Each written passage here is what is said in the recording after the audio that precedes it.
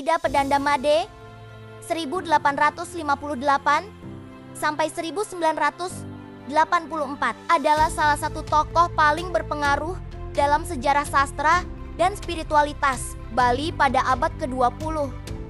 Sebagai seorang pendeta Brahmana dari Griya Taman, Sanur, ia dikenal luas sebagai pendeta sastrawan yang mengabdikan hidupnya untuk pengembangan ajaran Hindu, pelestarian naskah kuno, dan penciptaan karya sastra Bali klasik.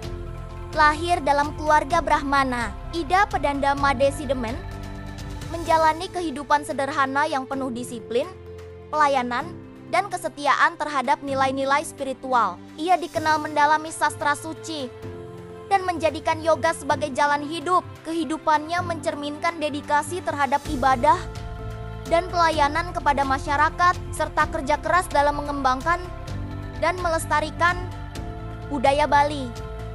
Ida Pedanda Made Sidemen lahir di Intaran, Sanur pada tahun ke-1858.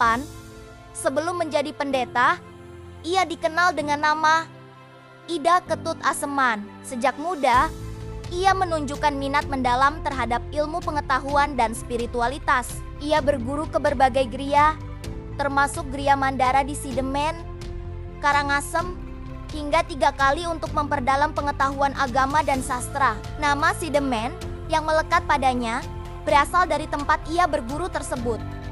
Dalam perjalanan spiritualnya, Ida Pedanda Made Sidemen menikah 2 kali.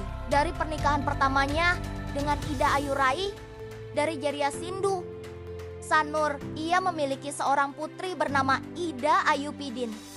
Pernikahan keduanya dengan putri dari Jeria Puseh, Sanur menghasilkan seorang putri bernama Ida Ayu Siti. Sebagai seorang sastrawan, Ida Pedanda Made Sidemen menghasilkan berbagai karya penting dalam bentuk geguritan, kakawin, dan prosa seperti gegencaran. Salah satu karyanya yang terkenal adalah Siwagama, sebuah teks yang menggambarkan ajaran dan filosofi Hindu. Ia juga dikenal sebagai penyalin dan penulis naskah lontar, serta memiliki keahlian dalam arsitektur dan kerajinan Bali.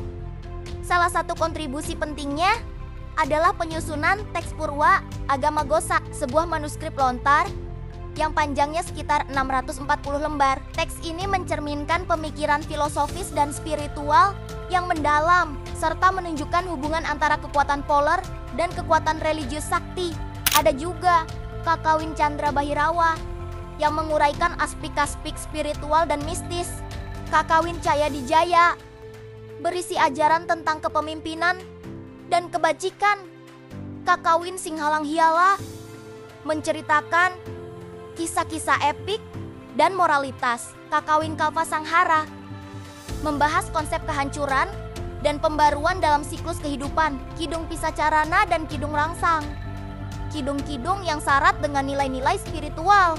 Dan yang paling dikenal adalah Geguritan Salampah Laku, sebuah karya yang menggambarkan perjalanan spiritual dan pengabdian diri. Selain menulis, beliau juga dikenal sebagai penyalin dan penulis naskah lontar, serta memiliki keahlian dalam arsitektur dan kerajinan Bali.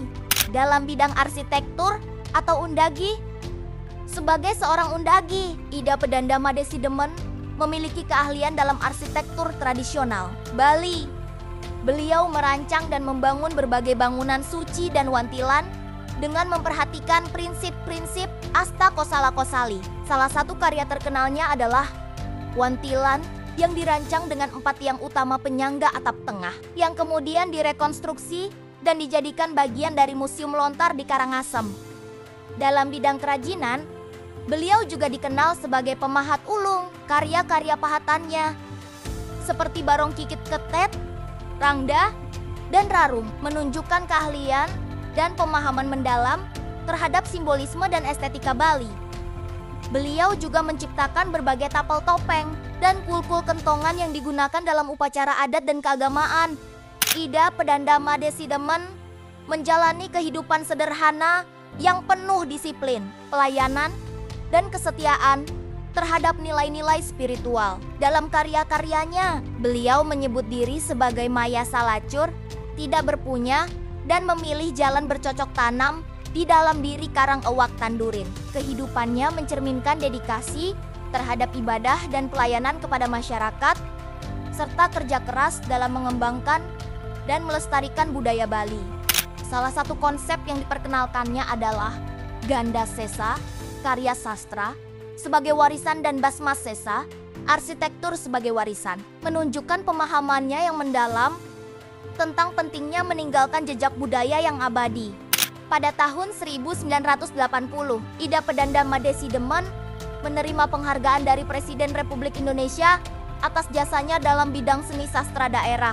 Penghargaan tersebut diserahkan oleh Menteri Pendidikan dan Kebudayaan Daud Yusuf di Aula Departemen Panjang dan Kasenayan, Jakarta. Beliau meninggal dunia pada tahun 1984 dalam usia 126 tahun. Upacara plebonnya dilaksanakan dengan sederhana sesuai wasiatnya, tanpa kemewahan, mencerminkan kesederhanaan yang selalu beliau junjung tinggi.